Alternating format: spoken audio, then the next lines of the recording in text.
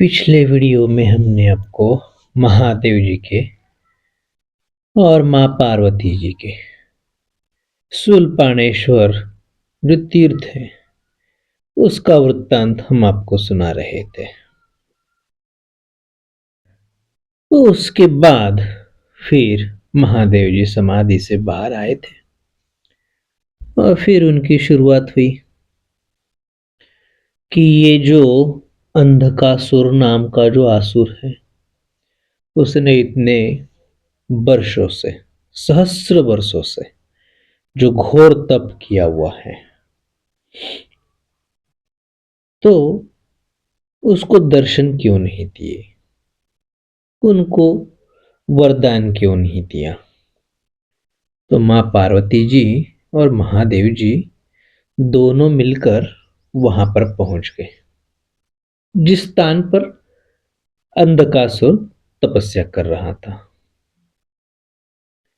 और वहां चलने के बाद अंधकासुर के पास मां पार्वती भगवान महादेव जी आ गए और आने के पश्चात फिर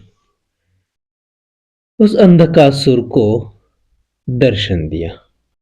जैसे ही मां पार्वती जी भगवान महादेव जी के दर्शन अंधकासुर को हो गए फिर उसके रोम रोम खिल उठे।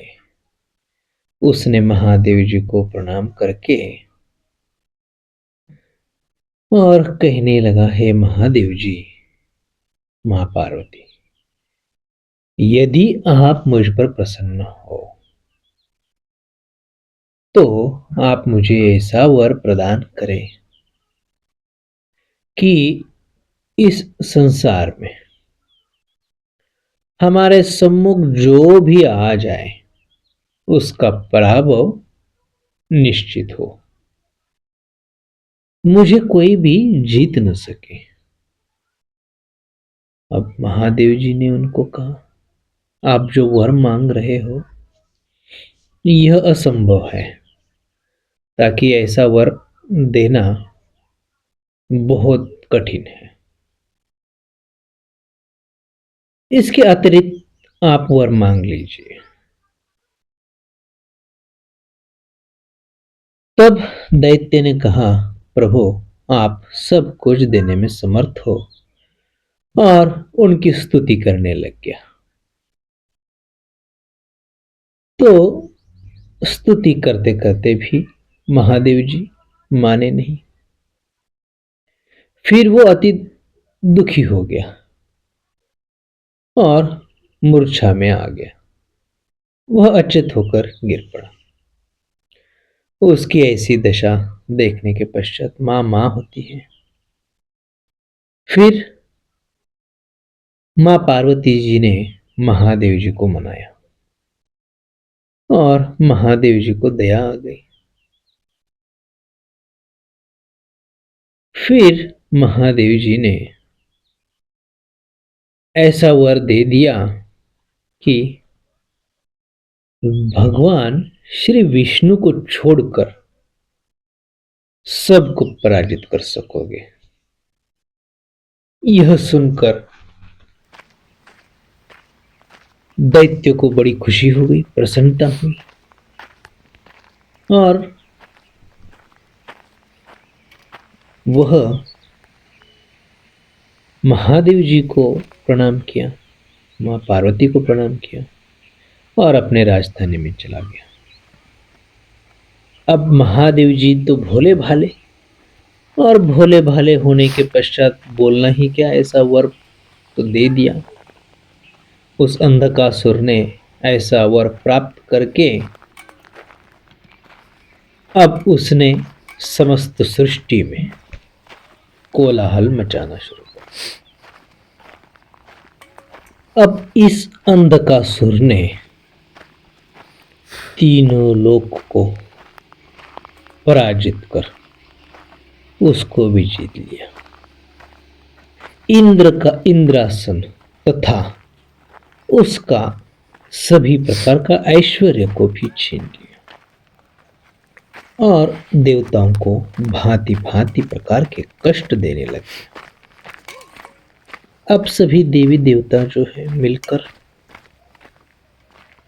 सोचने लग गए कि इसके ऊपर हमें क्या करना चाहिए। तब उन सबको पता चल गया कि इन्हें वर जो दिया है उसमें भगवान विष्णु को छोड़कर सब पर तुम विजय प्राप्त कर सकते हो, ऐसा वर उसको दे दिया है। ऐसी स्थिति में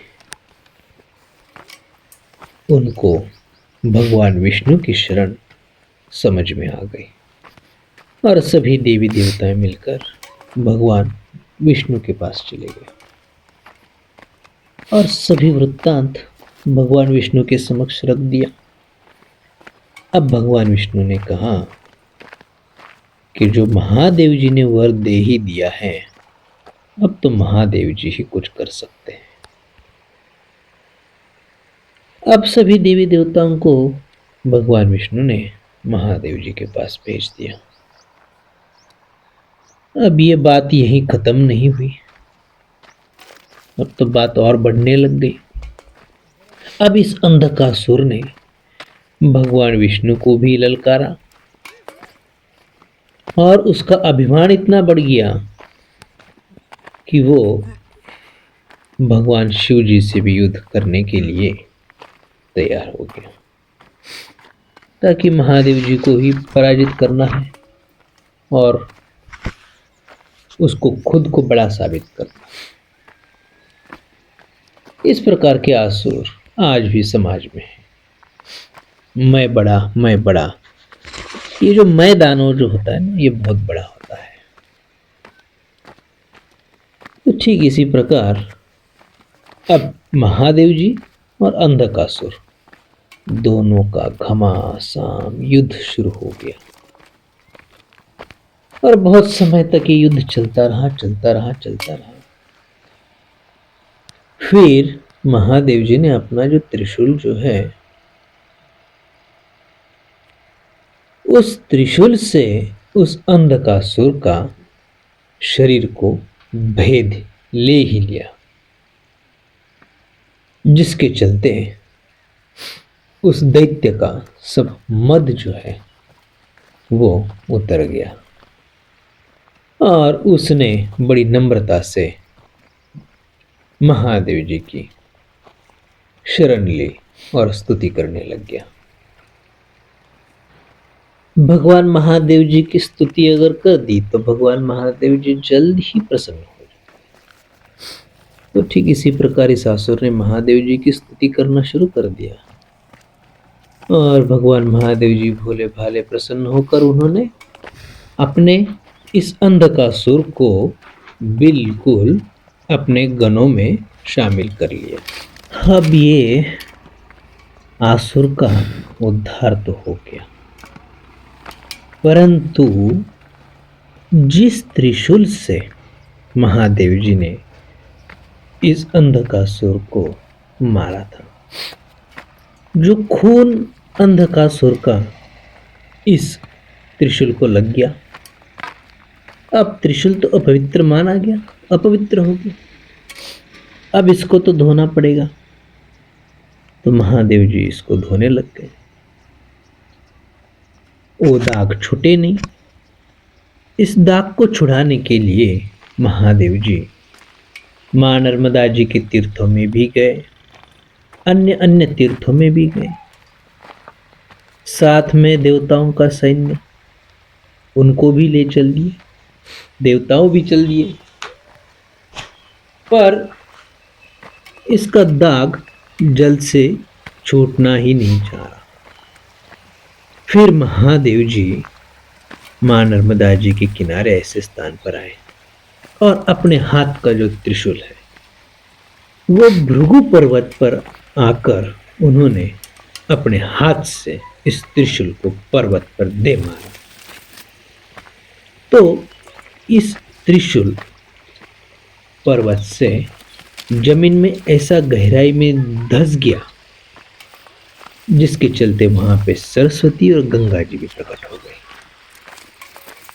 और जिसके चलते वहां पर कुंड भी बन गया जिसका नाम चक्रतीर्थ कुंड है। ऐसे चक्रतीर्थ कुंड में फिर महादेव जी का त्रिशूल